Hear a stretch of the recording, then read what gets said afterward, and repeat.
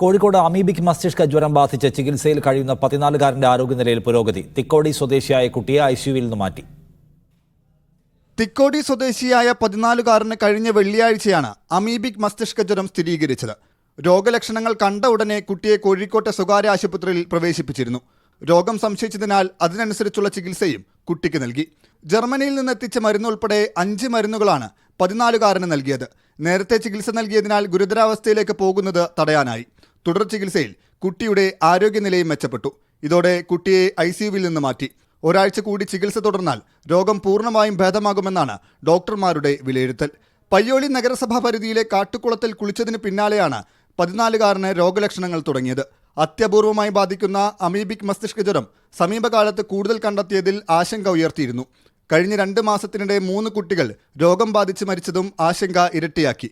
കോഴിക്കോട് ഫറോക്ക് സ്വദേശിയും കണ്ണൂർ സ്വദേശിയും മലപ്പുറം മൂന്നീർ സ്വദേശിയുമാണ് കഴിഞ്ഞ 2 മാസത്തിനിടെ രോഗം ബാധിച്ച് മരിച്ചത്.